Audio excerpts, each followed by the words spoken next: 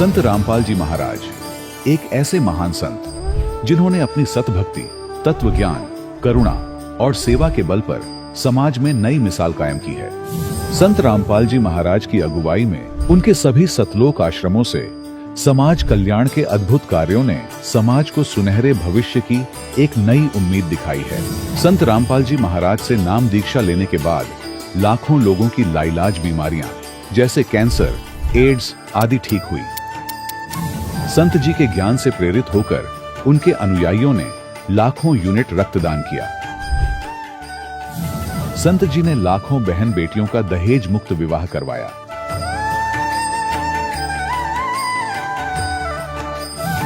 संत जी ने लाखों लोगों का नशा छुड़वाया, करोड़ों उजड़े परिवार बसे। संत जी के आश्रमों में समागम के दौरान निःशुल्क नेत्र चिकित्सा, दंत चिकित्सा प्रदान की जाती है। संत रामपाल जी महाराज द्वारा समय समय पर पर्यावरण संरक्षण के उद्देश्य से बड़े स्तर पर वृक्षारोपण किया जाता है। संत जी ने जरूरतमंदों को तत्काल राहत पहुंचाने के लिए एम्बुलेंस सेवा शुरू की। संत जी अपने अनुयायियों को देहदान के लिए प्रेरित करते हैं, जिससे मानवता की सेवा और चिकित्सा क्षेत्र में सुधार हो सके। संत रामपाल जी महाराज के सभी आश्रमों में हर रोज निःशुल्क भंडारा आयोजित किया जाता है, जहां हर वर्ग, हर जाति और हर धर्म के लोग एक साथ बैठकर भोजन करते हैं।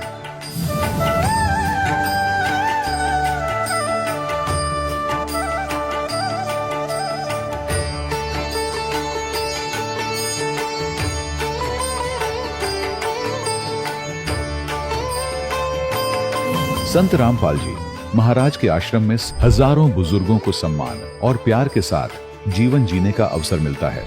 उनके खाने, रहने और स्वास्थ्य की पूरी जिम्मेदारी संत रामपाल जी महाराज उठाते हैं। अनाथ बच्चों के लिए संत रामपाल जी महाराज के सभी आश्रम किसी वरदान से कम नहीं। यहाँ उन्हें शिक्षा, संस्कार और भविष्य के लिए बेहतर अवसर प्रदान किए जाते हैं। चाहे बाढ़ हो, भूकंप या महामारी, संत रामपाल जी महाराज और उनके अनुयायी हमेशा ही जरूरतमंदों के लिए सबसे आगे खड़े रहते हैं।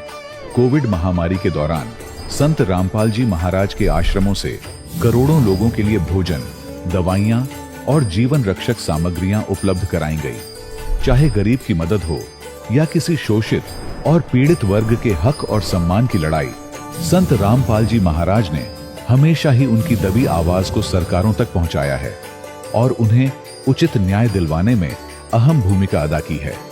समाज में आध्यात्मिक और सामाजिक मूल्यों के प्रति जागरूकता लाने में संत रामपाल जी महाराज हर कदम पर मानवता के सच्चे सेवक साबित हुए हैं। संत रामपाल जी महाराज का जीवन हमें सिखाता है कि सच्ची सेवा वही है जो निस्वार्थ भाव से की जाए। आइए हम भी इस महान सेवा के कार्य में इस महान संत से जुड़ें और संत रामपाल जी महाराज से नाम दीक्षा लेकर अपने जीवन को धन्य बनाएं।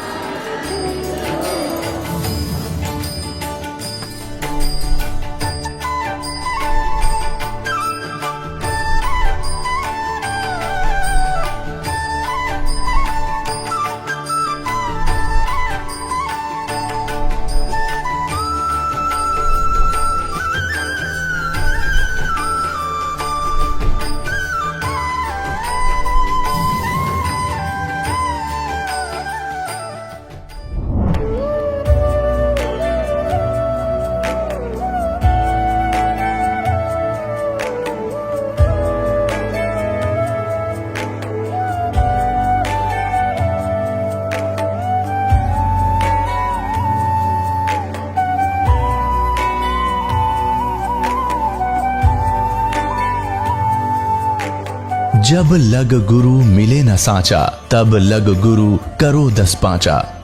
क्या गुरु बदल सकते हैं? क्या गुरु बदलने से पाप लगता है? आध्यात्म के इस मैदान में आखिर सही गुरु कौन है? गीता जी में वर्णित तत्वदर्शी संत कौन है? इन सभी प्रश्नों के उत्तर जानने के लिए अवश्य सुनिए जगत गुरु तत्वदर्शी संत रामपाल जी महाराज के मंगल प्रवचन। सत साहिब दर्शकों, जब मनुष्य बचपन से पूरी श्रद्धा से भक्ति करता आ रहा हो, हर दिन पूजा पाठ करता हो, व्रत उपवास रखता हो, तीर्थ यात्रा और मंत्र जाप करता हो, लेकिन इसके बावजूद भी उसके जीवन में सुख और शांति का अनुभव न हो, तो उसके मन में यह सवाल उठना स्वाभाविक है कि जो मैं भक्ति साधना कर रहा हूं, क्या वो शास्त्रों के अनुकूल भी है?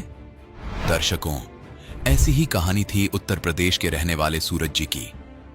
सूरज जी ने अपने जीवन में अनेकों प्रकार की भक्ति साधनाएं अपनाई। इसके साथ साथ इन्होंने अनेकों प्रकार के मंत्र जाप किए, लेकिन इसके बावजूद भी इन्हें अपने जीवन में सच्चे सुख की कमी हमेशा खलकती रही।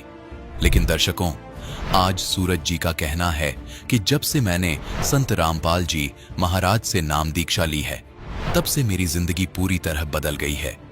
आज मुझे किसी भी प्रकार की कोई कमी नहीं है और आज मैं अपने कर्जे से भी मुक्त हो गया हूं और अब मेरे जीवन में शारीरिक सुख भी है और मानसिक शांति भी। दर्शकों, आखिर संत रामपाल जी महाराज ने सूरज जी को ऐसी कौन सी जड़ी दे दी जिससे इनके सारे कष्ट समाप्त हो गए? आखिर सूरज जी संत रामपाल जी महाराज को भगवान क्यों बता रहे हैं? आखिर इसके पीछे की सच्चाई क्या है? आइए सुनते हैं सूरज जी की कहानी, उन्हीं की जुबानी। सर नमस्कार। सत साहेब। क्या नाम है आपका? सूरज दास। कहाँ से हैं आप? लोनी विकास कुंज, लोनी गाजियाबाद से। संत रामपाल जी महाराज से नाम दीक्षा लेने से पहले आप क्या भक्ति साधनाएं करते थे? सर, ये शंकर जी की भक्ति करा करता था मैं, तो मुझे इसकी खोज रही। जैसे पहले पापा ने कहा कि हनुमान जी की भक्ति, हनुमान जी हैं, भगवान है, हाथ जोड़ लो। शंकर जी हैं, हाथ जोड़ लो। तो सबसे पहले मैं एक ब्रह्मचारी जी हैं हमारे गांव में, उनके पास गया। उन्होंने ओम नमः शिवाय का जाप दिया मुझे। तो ओम नमः शिवाय का जाप करते करते तकरीबन मुझे 4 साल हो गए, लेकिन मुझे उससे कोई फ़ायदा नहीं हुआ। और एक दिन मन में आई कि चल छोड़ बोड़, कुछ नहीं है इसमें, और मैंने अंडा खा लिया और छोड़ दिया वो भक्ति, मैंने नहीं करी। फिर हमारे एक भतीजा धन सतगुरु से जुड़ा हुआ था और वो मुझसे बहुत कहता था, चाचा परमात्मा आए हुए हैं और धन सतगुरु में चलो और वहाँ से नाम दीक्षा ले लो। मैंने कहा भैया मैं नहीं जाता, मैं नहीं मानता इन संतों वंतों को, और ये धन सतगुरु कोई ऐसे हैं ये सब, मैं नहीं जाता कहीं भी। उन्होंने कहा नहीं चलो एक बार चल के तो देखो। और भी दिन आया, फिर मैं एक दिन गया धन सतगुरु में और वहाँ की भीड़ देखी तो मैं अचंभित हो गया। तो मुझे ऐसा लगा मैं अब तक गलत था और इसकी बात नहीं मानी मैं। तो मैंने धन सतगुरु में गया। फिर मैं सत्संग अटेंड करता रहा और मुझे ऐसा लगा कि हाँ भाई मेरी ये खोज पूरी हो गई। और मैं चलता रहा। कुछ दिनों के बाद मुझे ऐसा लगा ना, मुझे भी कुछ अच्छा नहीं लगा कि उनका ढाई ज्ञान है, नेक नीति पे चलो, हक हलाल की खाओ और पराई स्त्री को नहीं देखो, दारू मांस अंडा ना खाओ। तो मैंने नहीं, ये तो बंधन है और मुझे बंधन की ज़िंदगी बिल्कुल पसंद नहीं थी। फिर इसे छोड़ के मैं एक निर्मला देवी के दरबार में चला गया। वहाँ गया, वहाँ का सत्संग मेरे समझ में नहीं आया, मुझे कुछ बात ही पल्ले नहीं पड़ी वहाँ की तो। और फिर उन्होंने 1 घंटा सत्संग सुनाने के बाद कहा कि जिसको नाम अपनी आत्मा का साक्षात्कार चाहिए तो वो एक तरफ आ जाएं। दास बहुत खुश हो गया कि आज तो सारी खोज समाप्त हो जाएगी, आत्मा का साक्षात्कार हो जाएगा। और फिर एक जगह खड़ा करके बिठा दिया उन्होंने और काफ़ी यूँ करने लगे, सब तरफ बांध लिया जैसे ऋषि मुनि बांध लेते हैं, ऐसा हमें समझाया था। तो हमसे कहा था कि आप अपने सर पे इस तरह हाथ मलते रहिए। काफ़ी देर मलते रहे और फिर कुछ देर के बाद कहा कि आपको कुछ महसूस हुआ? दास को कुछ महसूस नहीं हुआ। एक भगत पास में बैठा था, वो बोला कि हाँ मुझे महसूस हुआ। कि क्या महसूस हुआ? कि कुछ गर्माहट महसूस हुई। तो मैंने कहा ये गर्माहट महसूस हुई? कि हाँ यही तो है आत्मा का साक्षात्कार। नहीं, ये नहीं हो सकता। और मुझे झुंझला का आगे, मुझे ये नहीं है आत्मा का साक्षात्कार। और मैं वहाँ से चला आया, मुझे अच्छा नहीं लगा वहाँ बिल्कुल भी। तो फिर सर संत रामपाल जी महाराज की शरण में कैसे आए आप? ये एक अजीब घटना है। मुझसे हमारे पड़ोस में एक विनोद भगत जी रहते हैं, मुझे वो मिले। उन्होंने मुझसे कहा कि तुम किसको भगवान मानते हो? तो मैं जी कि हम तो गोवर्धन वगैरह जाते हैं और कृष्ण को मानते हैं। तो कृष्ण के बारे में उन्होंने काल वाल बताया उन्होंने कि कृष्ण तो गीता किसने बोली? कि मैंने कि जी उन्होंने बोली कृष्ण ने, कि कृष्ण तो भगवान है ही नहीं, वो तो काल है। तो दिमाग को झटका लगा और मैं चला आया। उन्होंने मुझे ज्ञान गंगा दी कि सूरज भगत जी, यानी कि आप इसे पढ़ो, इसे पढ़ के देखो ये कह क्या रही है। तो मैं उसे ज्ञान गंगा को ले आया। मैंने ये कहेंगे भगत जी को, लो जी मैं पुस्तक फ्री में दे रहा हूँ, तब भी नहीं पढ़ना चाह रहे हैं। मैं ले आया और उसमें छोटे छोटे अक्षर थे, दास पढ़ नहीं सकता था उस पुस्तक को, मेरे सर में दर्द होता था। तो मैंने लाकर 1 हफ्ते रख दी उसे, और 1 हफ्ते के बाद पुनः वापस कर दी मैंने, और मैंने कह दिया जी मैंने पढ़ ली वो पुस्तक। फिर कुछ दिनों के बाद पता चलता क्या है कि मेरे भाई ने नाम दीक्षा ले ली संत रामपाल जी महाराज जी से। मैं सुनते ही दंग रह गया कि मेरे भाई और उन्होंने नाम दीक्षा ले ली, सत्संग ले लिया। जबकि मैं उनसे ये कहता था, जब मैं धन्य सतगुरु में था तो मैं उनसे कहता था, भाई धन्य सतगुरु से नाम ले लो, और ये सब को झंझट आपको करना ही नहीं है, पूजा करना नहीं है, और आप वहाँ से नाम दीक्षा ले लो। तो हमारी भाभी जी ने जवाब उनसे पहले ही दे दिया कि नहीं सूरज, हम ये इन गुरु को नहीं छोड़ सकते। वो कहीं और जाते थे, पालम जाते थे, वहाँ बालाजी की गद्दी लगती थी। वो कहने लगे जो भी सुख सुविधा हमारे घर में हो रही है वो उन्हीं के कारण हो रही है, हम ये छोड़ नहीं सकते। और यहाँ तक कि उनके जो बेटे हैं, 2 बच्चे हैं लड़के, और लड़के नहीं थे, इसलिए वहाँ से उन्हें लड़के प्राप्त हुए, तो वो मानते कि हम नहीं छोड़ सकते। तो मुझे बड़ा अचंभा लगा। मैं दौड़ा दौड़ा अपने भाई के पास आया, और भाई उस वक़्त सारे देवी देवताओं की फ़ोटो उतार रहे थे। और मैंने भैया से पूछा, भैया आप सत्संग ले लिया आपने, और हनुमान जी आप भक्ति करते थे क्या? वो बोले कि हाँ सूरज, मैंने तो ये सब छोड़ दिया और मैंने तो नाम उपदेश ले लिया।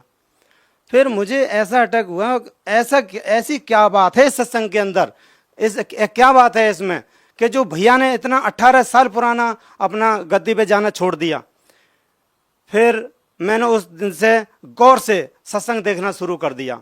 सत्संग काफ़ी दिन हो गए देखते देखते। एक दिन ऐसा हुआ, संत रामपाल जी महाराज गीता को खोल के दिखा रहे थे, और उसी दिन ऐसी दास पे दया हुई परमात्मा की कि सारे शास्त्रों में लिखा है कि परमात्मा कौन है। और फिर कबीर सागर दिखलाया, और गीता दिखलाई, वेद दिखलाए, यहाँ तक कुरान शरीफ दिखलाई, उसमें भी लिखा है अल्लाह कबीर है। मैंने दंग रह गया। मैंने इसी भक्ति की तो मैं तलाश थी। आज मैं तलाश मेरी पूरी हुई, और आज मैं नाम दीक्षा जरूर लूँगा। मैंने भैया से प्रार्थना की, भैया मुझे इस नाम दीक्षा दिलवाओ और कुछ भी हो। भैया ने कही कि नहीं, आप इतनी जल्दी मत करो, पहले सत्संग सुनो। और अपने मोबाइल से उन्होंने मेरे मोबाइल में सत्संग डाल दिए, और मैं सुनता रहा। जैसे जैसे मैंने सत्संग सुने और मुझे यकीन हो गया, ओहो मैंने इतना जीवन व्यर्थ बर्बाद कर दिया, जिसकी मुझे तलाश थी मैं कहाँ कहाँ नहीं भटका। और अब मुझे ये मेरी खोज शायद पूरी हो सकती है, जो मैं एक चाहता हूँ, क्योंकि परमात्मा तो एक ही है। रामायण में राम बड़े हो जाते हैं, सिम्हा पुराण में शिव जी बड़े हो जाते हैं, और गीता में कृष्ण बड़े हो जाते हैं। तो जो जिसका शास्त्र उठाओ वही भगवान है। तो मुझे यकीन हो गया, आज मेरी खोज पूरी हो सकती है। सर पहले आपने धन धन सतगुरु से नाम ले रखा था, वहाँ पर भी आपको बहुत अच्छा लगा। जैसा कि आपने बताया कि आपकी सारी शंकाओं का समाधान भी हो गया, आपको बहुत अच्छा लगा। तो फिर सर उसके बाद आपने संत रामपाल जी महाराज से नाम दीक्षा क्यों ली? तो धन धन सतगुरु में जब मैं गया तो मैंने बहुत भीड़ देखी, और उसको देख के, भीड़ को देख के मैं प्रभावित हो गया। फिर और इसलिए मैंने वहाँ से नामदान लिया। तो फिर छोड़ा क्यों सर? छोड़ा क्यों? मन संतुष्ट नहीं हुआ। मुझे पता ही नहीं कि परमात्मा बता क्या रहे हैं। उन्होंने बताया था, एक मंत्र था, सतपुरुष अकाल मूरत शब्द स्वरूपी राम। तो उस वक़्त लगा कि हाँ भाई ये इन्होंने मुझे सही दे दिया, मंत्र सही दिया, बिल्कुल सही कह रहे हैं। राम भी है और सतपुरुष अकाल मूरत शब्द स्वरूपी राम। उन्होंने डेफिनेशन भी करके बताई थी कि जिसकी कोई मूर्ति ना हो, और फिर कह रहे हैं वो राम के जैसा, सतपुरुष अकाल मूरत शब्द स्वरूपी राम, वो राम के जैसा है। एंड में बता रहे हैं कि वो गुरुजी के दर्शन, गुरुजी के चेहरे में दिखाई देंगे, वो गुरमीत राम रहीम सिंह जी। तो फिर आपने संत रामपाल जी महाराज से नाम दीक्षा क्यों ली सर? क्योंकि वो शास्त्रों के अनुसार बता रहे हैं, शास्त्र विधि के अनुसार बता रहे हैं, गीता के अनुसार बता रहे हैं, कुरान शरीफ के अनुसार बता रहे हैं, चारों वेदों में लिखा है। सर आप लोग संत रामपाल जी महाराज को अपना भगवान मानते हैं, आप लोगों का ये भी मानना है कि संत रामपाल जी महाराज जो भक्ति आपको देते हैं वो शास्त्रों के अनुसार है। तो सर संत रामपाल जी महाराज ने जो भक्ति आपको दी है उससे आपको क्या लाभ मिला? तो सबसे पहले मैं आप बताऊं कि मैं नशा करता था, मैं दारू पीता था, और अंडा मांस जरूर खाता था। और होली दिवाली जब आती थी, होली जब आती थी तो बगैर इसके पिए बगैर मैं रह नहीं सकता था। मुझे होली अच्छी नहीं लगती थी, क्यों मदहोश हो जाऊं, ऐसी होली अच्छी लगती है मुझे। तो जब मैं नशा करता था और इस नाम में आ गए, संत रामपाल जी के सत्संग में आ गए, मात्र मर्यादा से ये चीज़ दूर हो जाती है और बिल्कुल अलग हो गया मैं इससे। और फिर दूसरा लाभ मुझे ये कि इस ज्ञान से आगे जिसकी मुझे खोज थी, जिसकी मुझे तलाश थी, आज मुझे वो परमात्मा कबीर साहब संत रामपाल जी महाराज मिल चुके हैं। फिर मुझे एक उसकी बीमारी थी, हार्ट की बीमारी थी, यानी कि उसकी सांस की बीमारी थी। सांस के बगैर मैं रह नहीं पाता था। जैसे कि एक डेक्सा और सेल्बुटामोल गोली आती है जो मैं सुबह मुझे खानी ही खानी है, इसके बगैर मैं काम ही नहीं कर सकता था। तो मैंने ऐसे ही कह दिया, गुरु जी से प्रार्थना अपने घर में लेट के कर दिया, जो दंडवत प्रणाम करते हैं हम संत रामपाल जी महाराज के फोटो के सामने। तो मैंने, हे परमात्मा, हे गुरुदेव, आप तो बड़े बड़े काम कर देते हैं, बड़े बड़े चमत्कार करते हैं, दास की ये जरा सी सांस सही नहीं कर सकते। और परमात्मा ने फिर ऐसी दया बख्शी, मुझे पता ही नहीं चली। अगले दिन मैं गोली खाना भूल गया और मैंने देखा कि मैं सारे दिन स्वस्थ रहा। और फिर वो दिन है और आज का दिन है, मैंने सर कोई गोली नहीं खाई इसके लिए। और हमारे घर में भूत की परेशानी ज़्यादा थी। जो हमने नाम दीक्षा ली तो मेरी लड़की पे एक भूत, यानी सारे दिन रोती थी। और आप जानते हो सर कि बच्चा अगर घर में रो रहा हो तो सबको बेचैनी छा जाती है। और हमारी भगतमती को ज़्यादा टेंशन हो गई कि लो अच्छा नाम लिया, ये और परेशानी हो गई। तो मैं संत रामपाल जी महाराज के यहाँ सत्संग गया, बरवाला गया, तो दास का नंबर जैसा आया तो मैंने कहा था, गुरुजी दास आपकी बच्ची भूत से बहुत परेशान है और सारी रात रोती रहती है और तड़फती रहती है।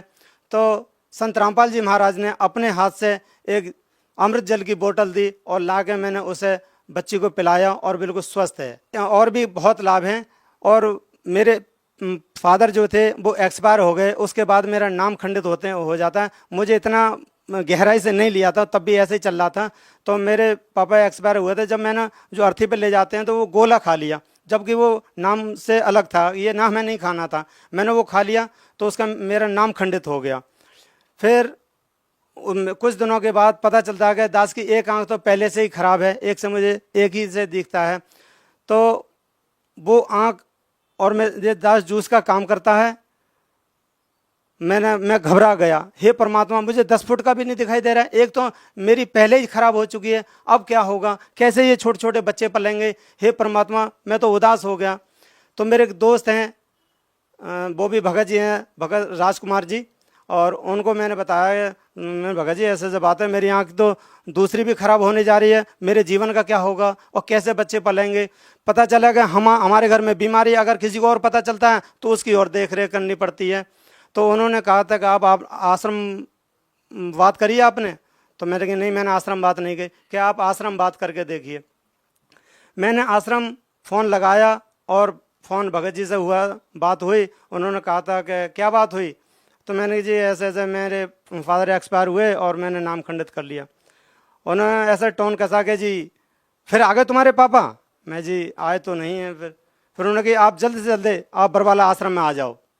हम अगले ही दिन मैं और मेरी भगतमती आश्रम पहुँचे तो देखा परमात्मा संत रामपाल जी महाराज दर्शन दे रहे हैं। दास पे इतनी दया हुई, मैं भागा गया और मैं बैग पकड़ा और लाइन में लग गया। जैसे ही मेरा नंबर आया परमात्मा के सामने, संत रामपाल जी के सामने, परमात्मा ये दास आपका अंधा हो जाएगा, हे परमात्मा ये कैसे बच्चे पलेंगे, और मैं तो बर्बाद हो गया। और एक आंख तो दास की पहले ही खराब है, हे परमात्मा मुझे बचाओ, मुझे बख्श दो।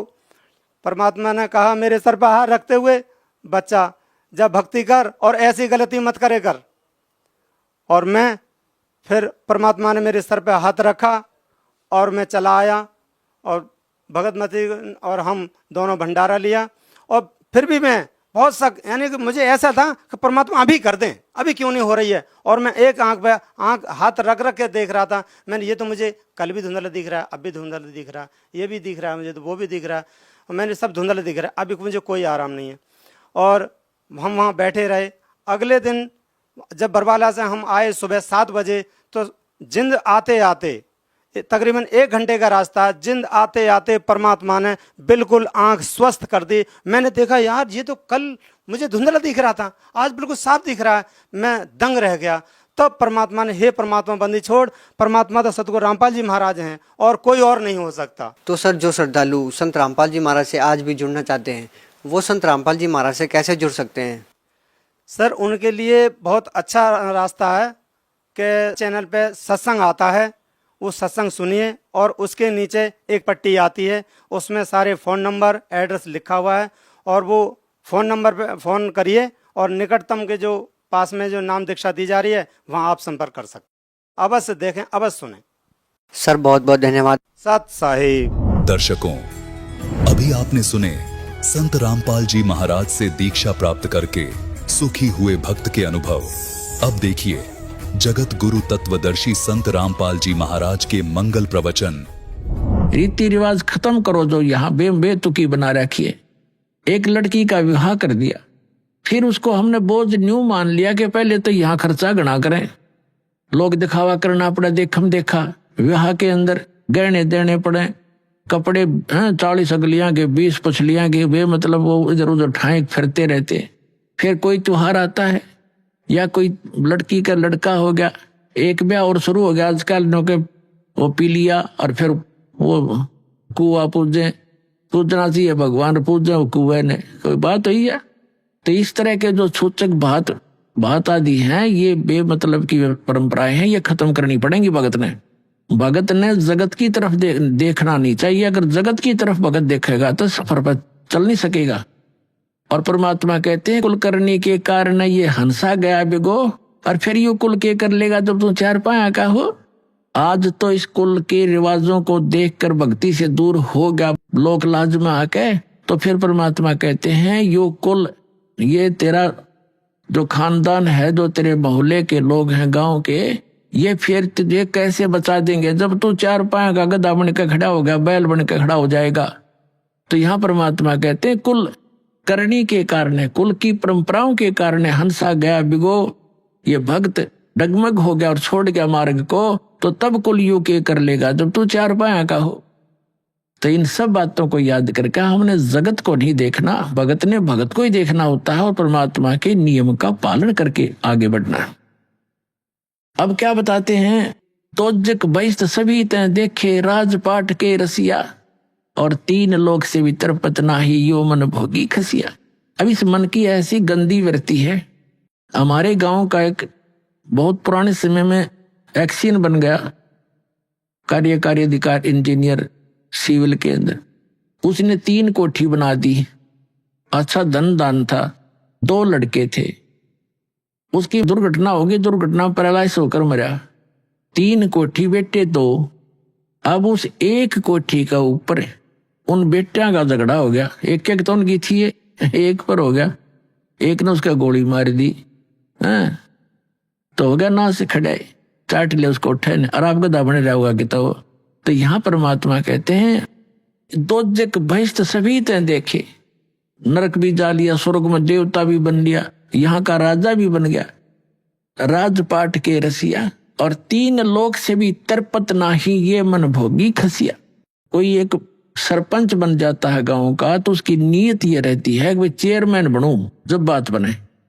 अब चेयरमैन बन जाता है तो उसकी नीयत ये है कि अगली बार में एमएलए की टिकट मिले।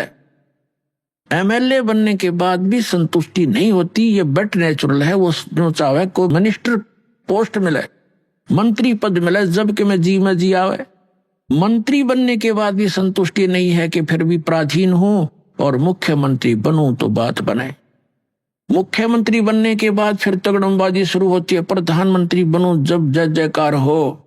प्रधानमंत्री का नंबर आओ, इतने भाई की टिकट कट जा, फिर गधा अपने पावेगी तो कुमार के बोरे तले। तो परमात्मा कहते हैं ये ज्ञान समझ में होगा सतगुरु की शरणों में। जैसे परमात्मा बार बार हमें कितने भाव से समझाते हैं, हमारे को कितने प्रकार से समझाते हैं। मन ने की कर ले 2 दिन का मेहमान, मन ने की कर ले 2 दिन का मेहमान।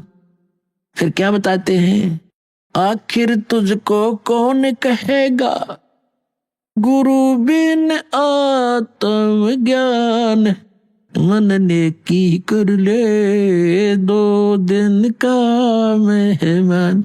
क्या कहते हैं कि ठीक है तो मनुष्य जीवन में कहीं भी जाएगा, रिश्तेदारी में जाएगा, कोई बड़े छोटे अच्छे नेक व्यक्ति से मिलेगा, आपको वो संसारिक जीवन की तो ट्रेनिंग दे सकते हैं, धन जोड़न की भी दे सकते हैं, लेकिन गुरु के बिना तुझे आत्मज्ञान नहीं मिलेगा।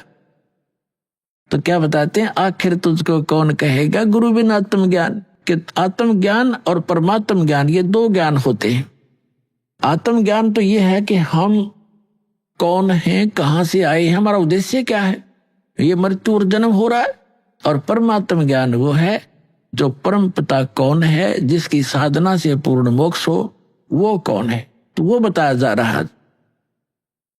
तो यहाँ क्या बताते हैं कि 3 लोक से तिरपत नाही ये मन भोगी खसिया, इस मन की इतनी गंदी वृत्ति है, इसकी कोई संतुष्टि नहीं, इस ज्ञान से संतुष्टि होगी। कहते हैं सतगुरु मिले तो इच्छा मेटे, पद मिल पदे समाना, और चल हंसा उस लोक पठाऊं जो आज अमर स्थान। अब देखो ये है सूक्ष्म वेद, और सूक्ष्म वेद के जो गूढ़ शब्द हैं वो उस वेद से भी अधिक हैं जो हम वेद माना करते 4 वेद। इसमें क्या लिखा है कि सतगुरु मिले तो इच्छा मिटे, सतगुरु मिलेंगे तो सब ऐसा ज्ञान सुनाएंगे यहाँ की सब इच्छाएं समाप्त हो जाएंगी। और पद मिल पदे समाना, पद के 2 अर्थ यहाँ पर, पद मिल पदे समाना, पद माने पद्धति, भक्ति की विधि सही मिलेगी तो उस पद मिल पदे समाना, कौन से पद को प्राप्त करेंगे, गीता अध्याय नंबर 15 के श्लोक नंबर 4 में वर्णित है कि तत्वदर्शी संत की प्राप्ति के पश्चात तत्व ज्ञान के आधार से जानकर उसके पश्चात परमेश्वर के उस परम पद की खोज करनी चाहिए, जहां जाने के बाद साधक फिर लौटकर कभी संसार में नहीं आता।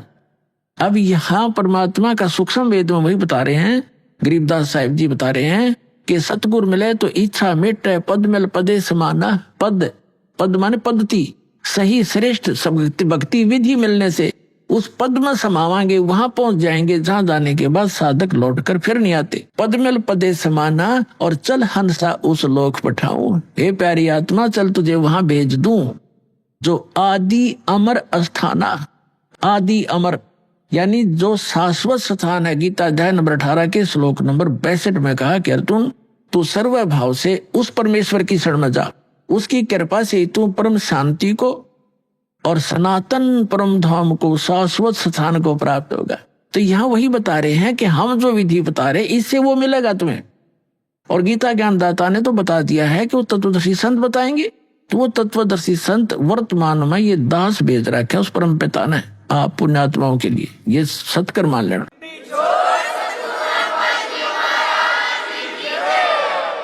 अब क्या बताते हैं कि सतगुरु मिले तो इच्छा मिटे, इस मन की, कहते हैं सुरपति दुखिया भूपति दुखिया, रंग दुखी बपरीति हो, कह कबीर और सब दुखिया, एक संत सुखी मन जीती। अब संत मन जीती बना रहा है दास आपको, ये इच्छाएं हटेंगी, मन की वृत्ति चेंज होगी। सतगुरु मिले तो इच्छा मिटे, पद मिल पदे समाना, और चल हंसा उस लोक पठाऊं जो शाश्वत स्थान, आदि अमर स्थाना, आदि यानी पहले का, सदा से ही है वो, और अमर शाश्वत स्थान है।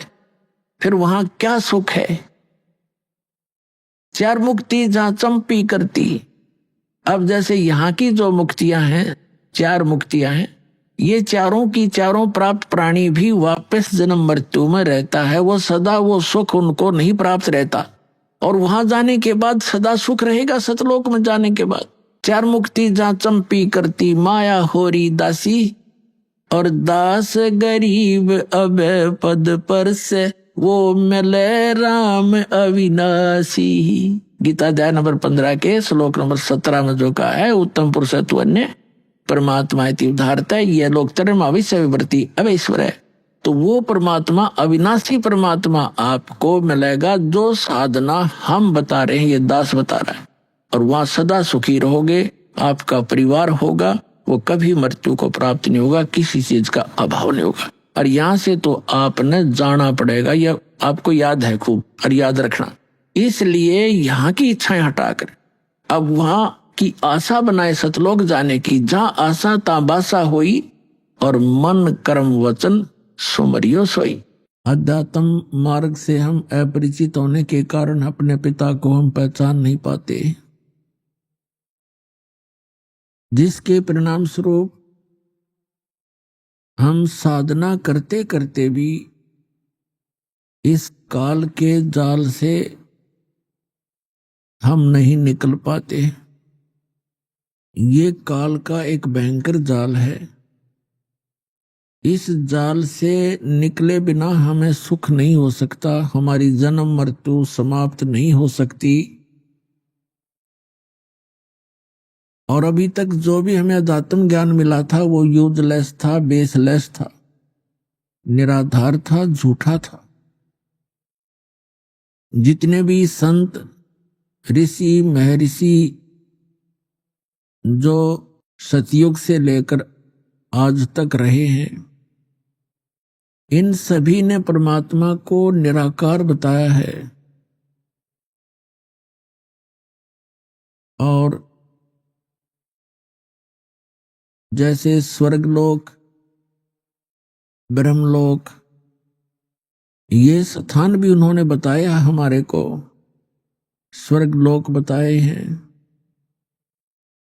और उसकी व्यवस्था ये भी बताई गई है कि वहां जितने भी प्राणी जाते हैं, स्वर्ग के अंदर अपना पुण्य समाप्त होने के उपरांत अन्य योनियों को प्राप्त करते हैं, दूसरे प्राणियों के शरीरों में वो प्रवेश कर जाते हैं। ये सिलसिला असंख्यों युगों से चला आ रहा है। अब कुछ समय से 100, 125, 150 वर्ष से इस काल ने एक और जाल फैलाया है, जो ये सतलोक की महिमा बताने वाले कुछ पंथ पनपे हैं, जिसमें से राधा स्वामी पंथ जो आगरा से प्रारंभ हुआ है, ये सबसे पुरातन है। इस अभी सन 1861 के आसपास ये प्रारंभ हुआ और उसी से बहुत सी ब्रांचें बन गई हैं। जैसे जय गुरुदेव पंथ मथुरा में, सच्चा सौदा सिरसा के अंदर डेरा बना हुआ है,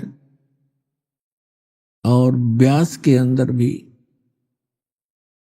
उसी से बहुत से पंथ निकले हैं। जैसे दिनोद के अंदर एक भिवानी जिला में, और भी अनेकों स्थानों पर ठाकुर जी है, ये भी उसी राधा स्वामी पंथ से निकले हुए एक अलग से उन्होंने पंथ चलाया, कृपाल जी। ये सभी परमात्मा को निराकार बताते हैं, सतलोक में सतपुरुष निराकार बताते। इनका तो सिर पैर है ही नहीं ज्ञान का, यो आपको बहुत बार दिखाया दास ने।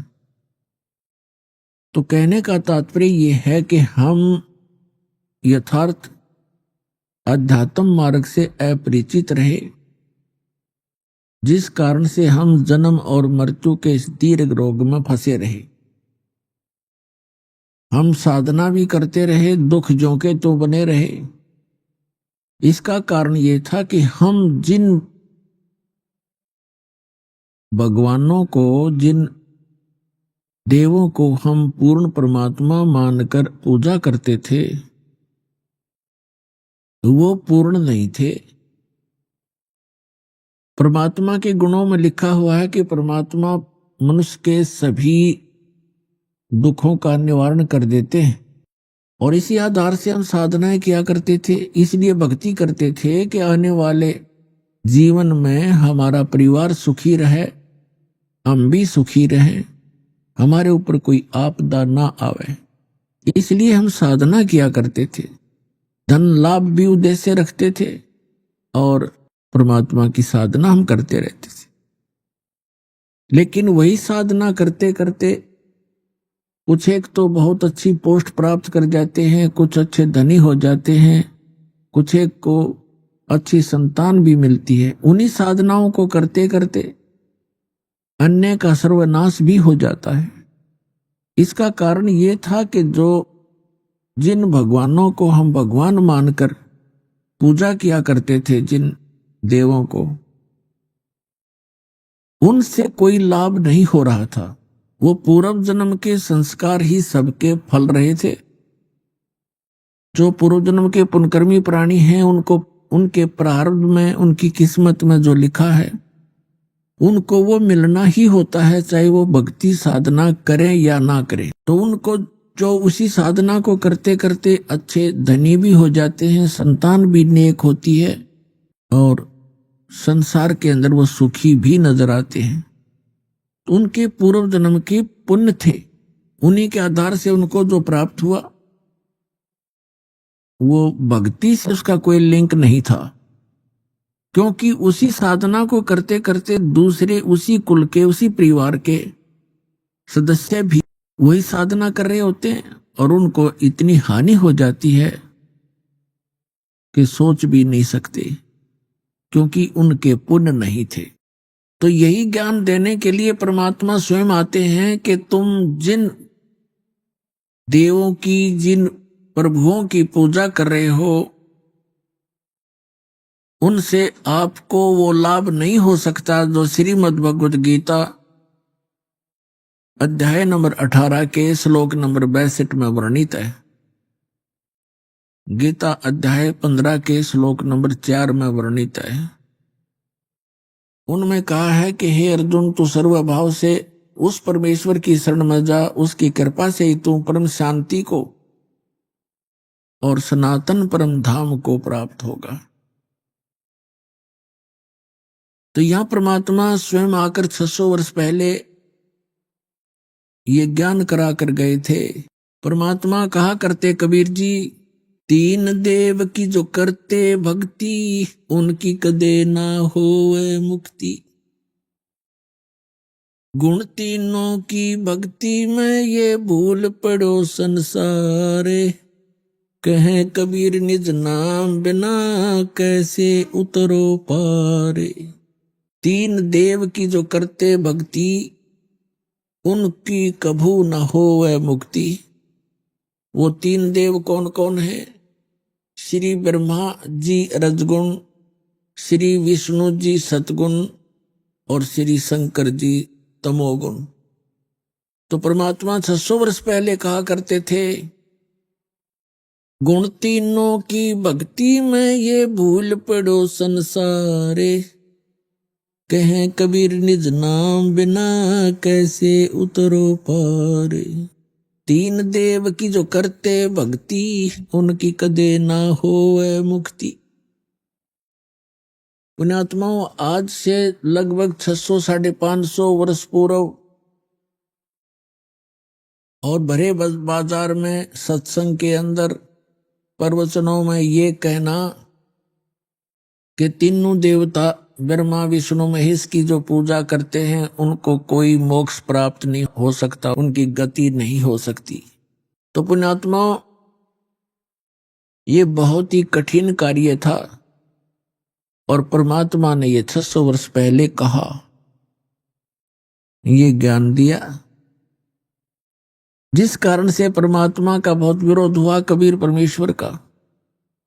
उनके साथ बहुत सी बदतमीजियां की गई, उनको जान से मारने की भी चेष्टा बार बार की गई, लेकिन वो समर्थ थे।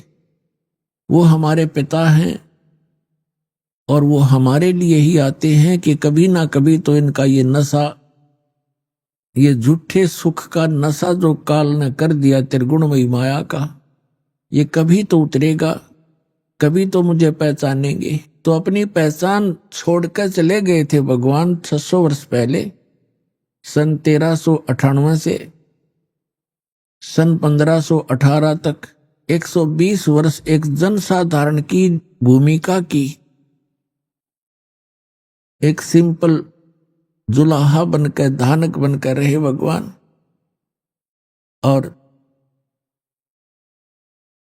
उसी बनारस की कुटिया से असंख्य ब्रह्मांडों का संचालन भी कर रहे थे। प्रत्येक प्राणी की वो सुरक्षा व्यवस्था भी कर रहे थे।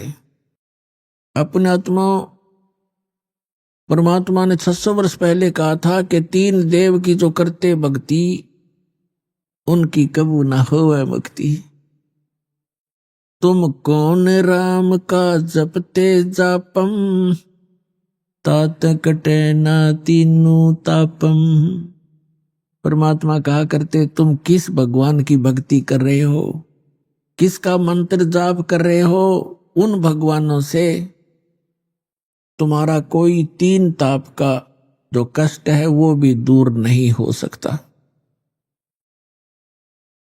आज आपको प्रमाणित करते हैं कि हमारे सदग्रंथ भी यही प्रमाण करते रहे। श्रीमद् भगवत गीता अध्याय नंबर 7 के श्लोक नंबर 12 से लेकर 15 में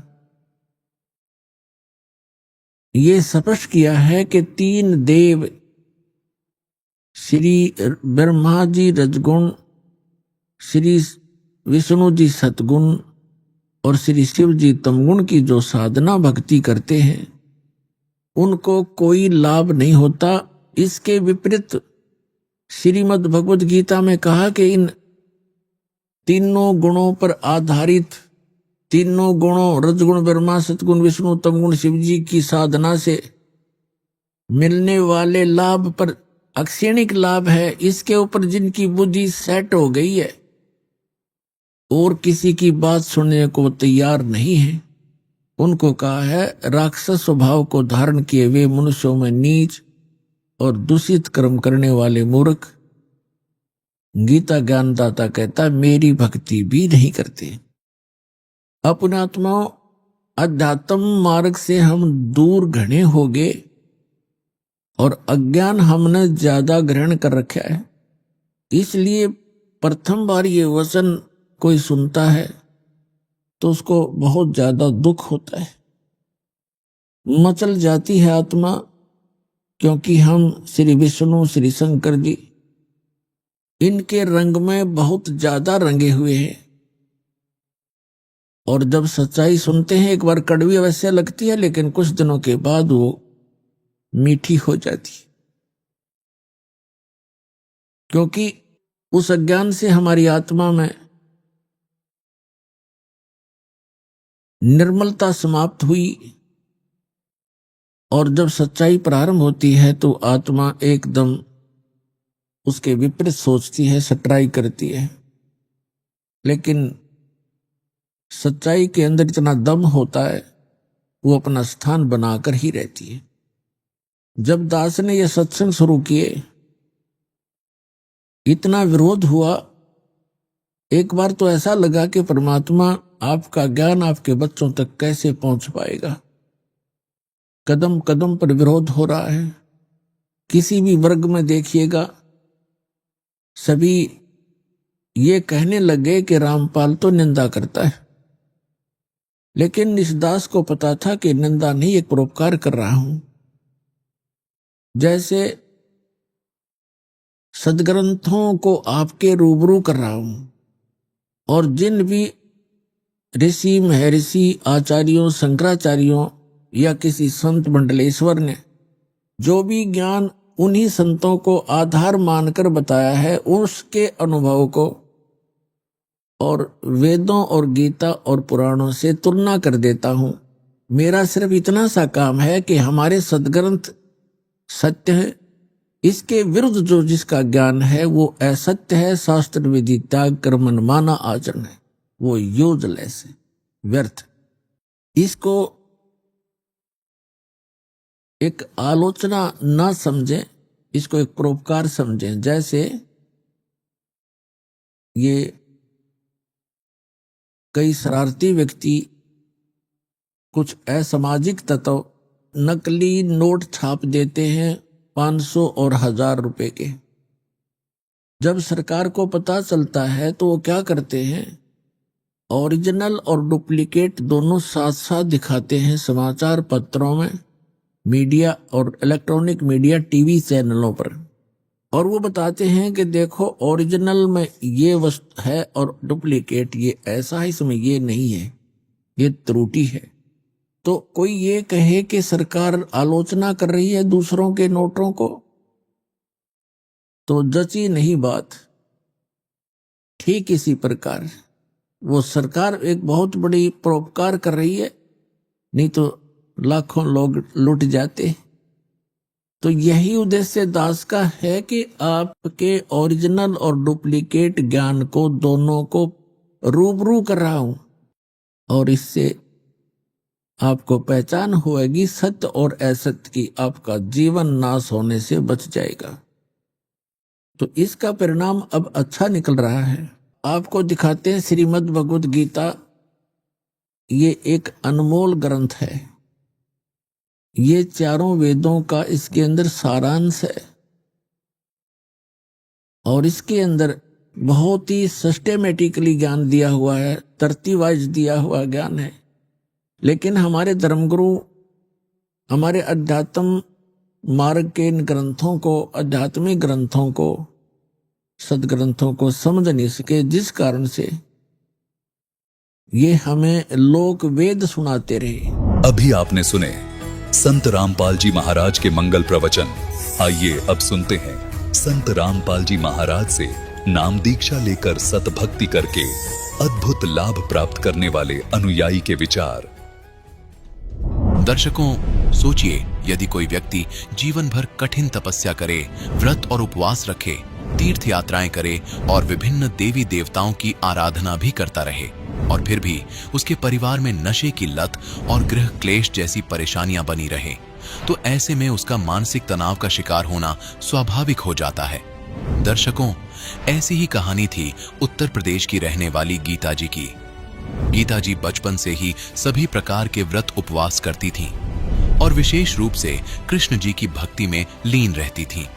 लेकिन इसके बावजूद भी इनके घर में गृह क्लेश तथा नशे की लत जैसी परेशानियां बनी रही।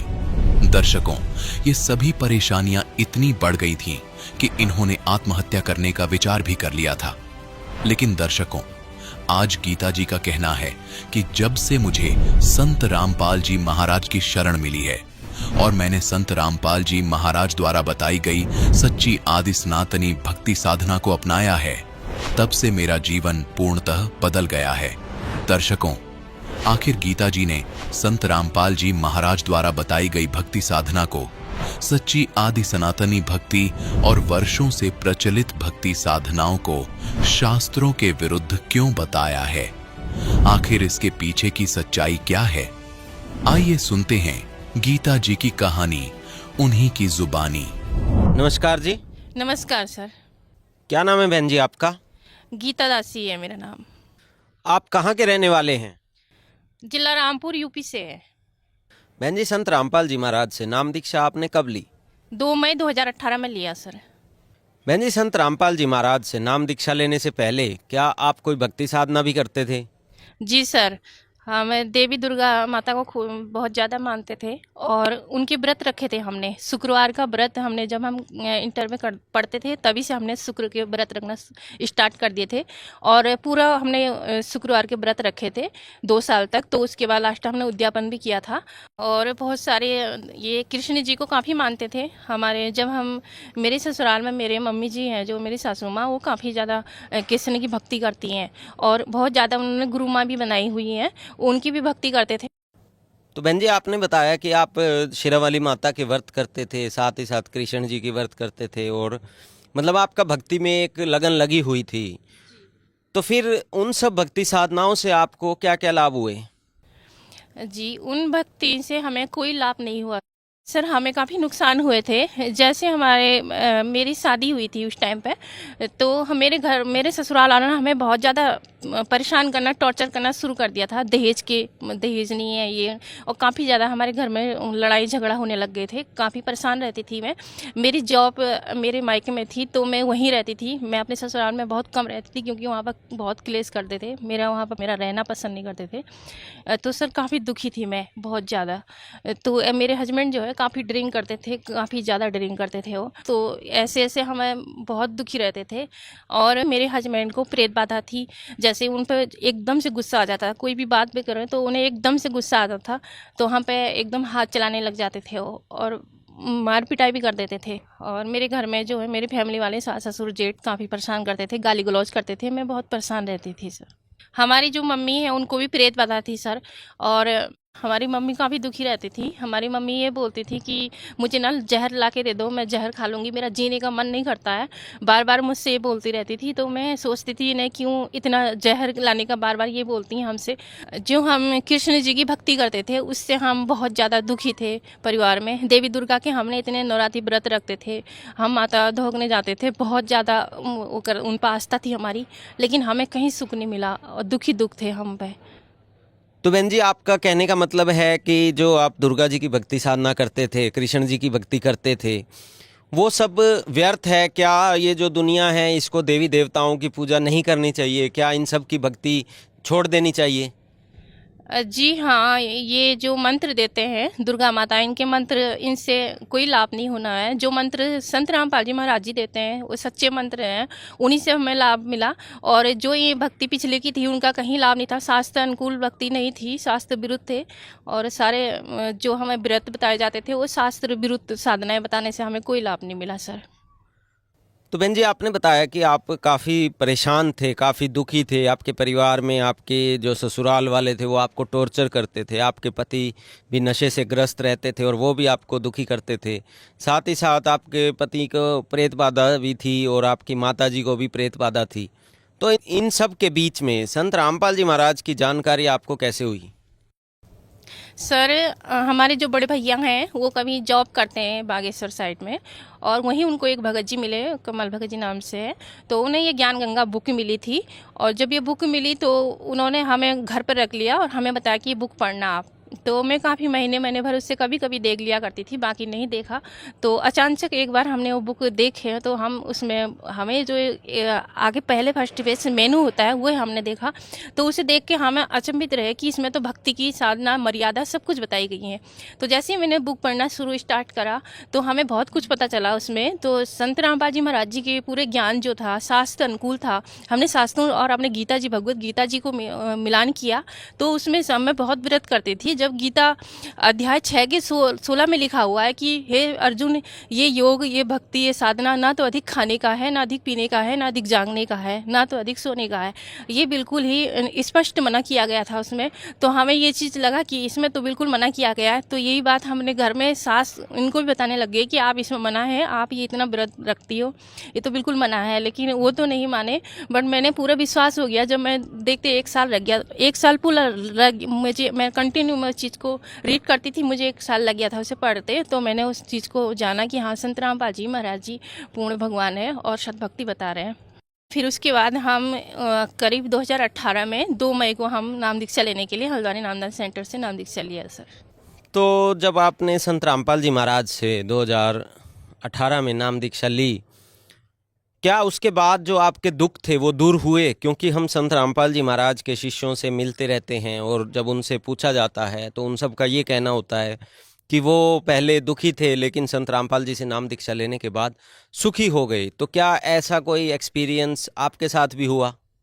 हाँ जी सर, जब पहले जो ज़िंदगी थी हमारी नरक थी, वो संत रामपाल जी महाराज जी के शरण में आने से मेरे पति पे जो प्रेत बाधा थी वो समाप्त हो गई है। हमारे घर में जो गृह क्लेश होता था वो भी समाप्त हो गया, और जो मेरे मम्मी जी पे बहुत प्रेत बाधा थी वो भी समाप्त हो गई। मेरे पापा जी जो है मायके में, उन बीड़ी ये नशा करते थे बहुत ज़्यादा, तो वो भी समाप्त हो गया। वो आज भक्ति कर रहे हैं, सद्भक्ति परमात्मा की, और सभी पूरा परिवार हमारा भक्ति पर लगा हुआ है।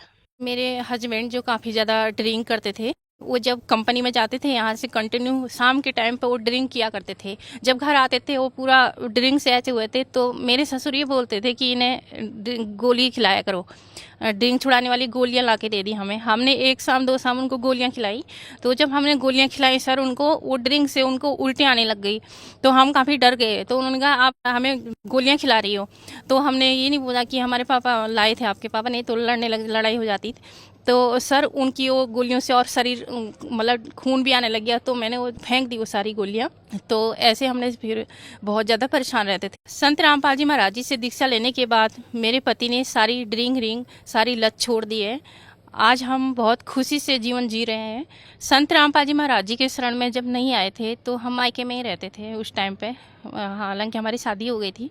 फिर उसके बाद जब हम संत रामपाल जी महाराज जी के शरण में आ गए, उसके बाद हमारे घर में ऐसे क्लेश पूरा समाप्त हो गया है और हम बहुत खुशी से रहते हैं। मेरे जो घर में सास थी और जेठ थे, अब ये परेशान बिल्कुल भी नहीं करते हैं हमको, क्योंकि हमारे परमात्मा ने इतनी दया करी है। वो बिल्कुल भी नहीं कहते हैं, जो पहले इतना क्लेश हुआ करता था घर में हर दिन पर डे, तो वो क्लेश बिल्कुल ही समाप्त हो गया है।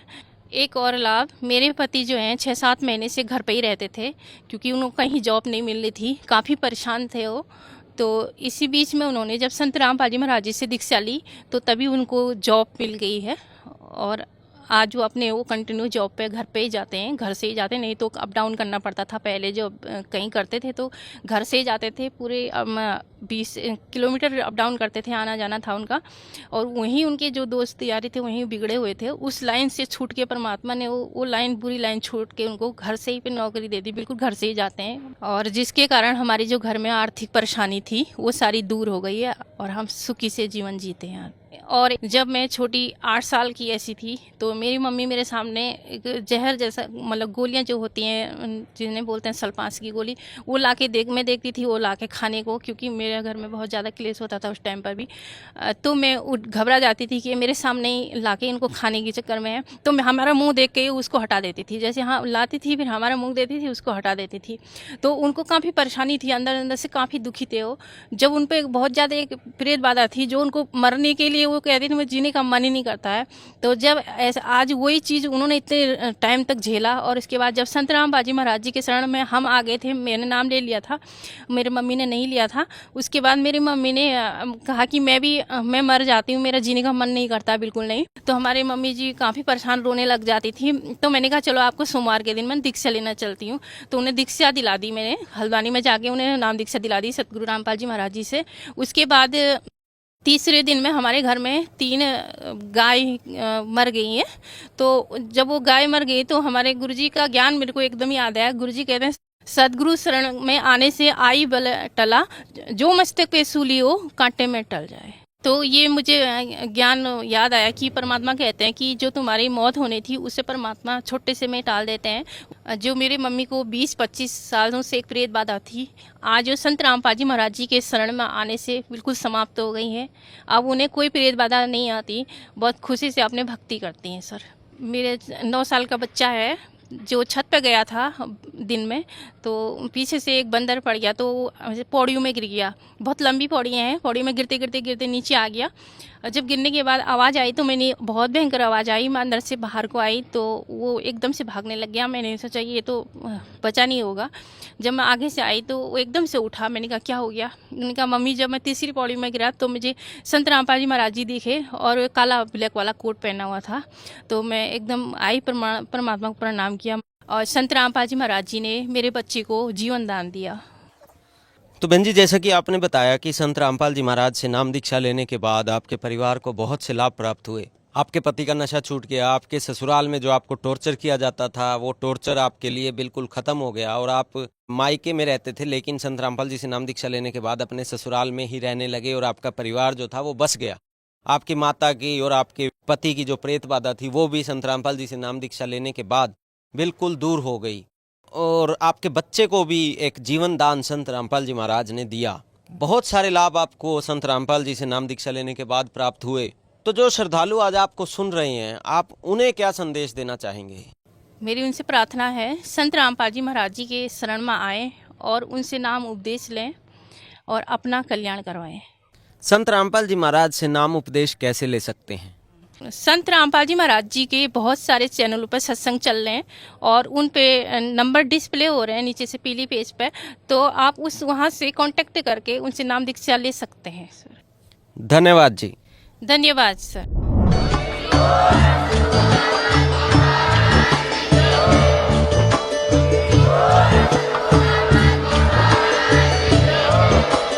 आप सुन सुन रहे थे जगत गुरु तत्वदर्शी संत रामपाल जी महाराज जी के मंगल प्रवचन। अधिक जानकारी के लिए विजिट कीजिए हमारी वेबसाइट www.jagatgururampalji.org। संत रामपाल जी महाराज जी के शुभ आशीर्वाद से पूरे विश्व भर में 500 से भी ज्यादा नाम दीक्षा केंद्र हैं, जिन पर संत रामपाल जी महाराज जी द्वारा ऑनलाइन निशुल्क नाम दीक्षा दी जा रही है। अपने नजदीकी नाम दीक्षा केंद्र का पता करने के लिए संपर्क करें 8222880541।